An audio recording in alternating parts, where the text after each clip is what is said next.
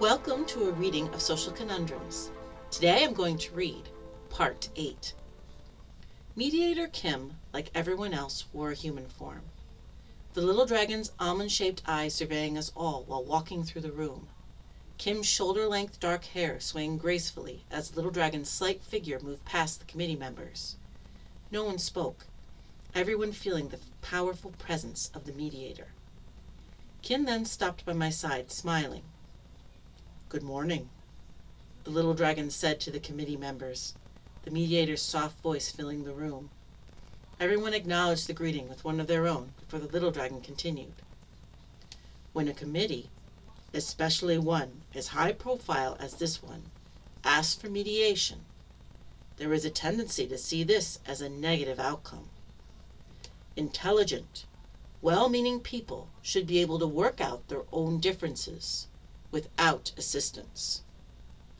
In my wide range of experience, I often find that the opposite is true. Coming to a true consensus has nothing to do with intelligence or even high ideals.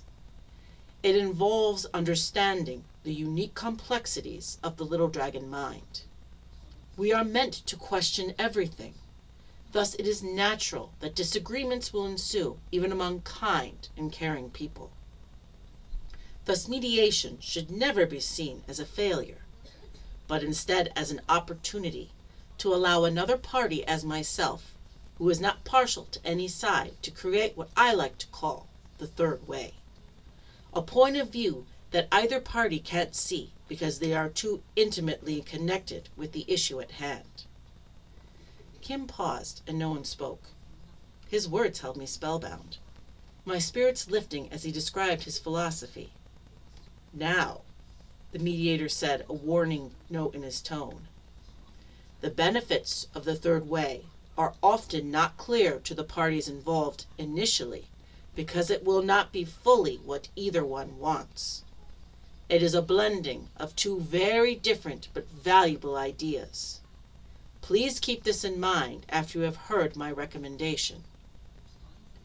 Gershom then raised his hand. Kim's eyebrow rose slightly at the gesture before he acknowledged the committee member.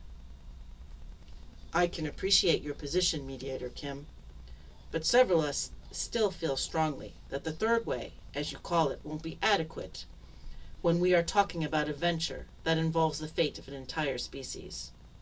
Is there any way we can dispute your decision?" My eyes closed a moment in frustration at Gershom's obstinacy. Mediator Kim, however, didn't show the slightest signs of offense. "You can always make a case that the public at large should vote on the recommendation. If rejected, then other alternatives can be introduced." The last thing I wanted was to go that route. It meant this enterprise wouldn't be ending any time soon. Gershom's expression remained neutral during the explanation, giving me no idea of what he was thinking. "My recommendation," Kim then said, drawing our attention back to him, "is that the inhabitants receive only one directive, and told it comes specifically from the ones who created them. Everyone and everything is connected to each other." No one spoke for several moments, contemplating Kim's advice. Instead of feeling relief, my anger surged at the vague directive. How would any civilization interpret it? Nothing in it at all about valuing each other than all it had was the promise of connection? An idea that could be interpreted in a multitude of ways?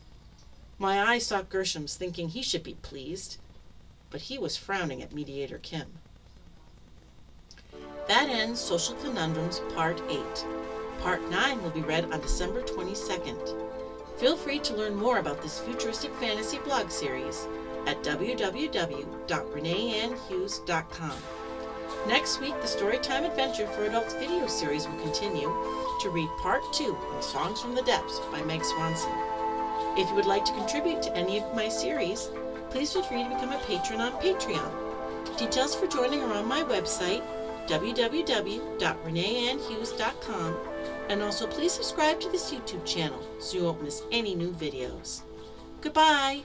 And thanks for listening.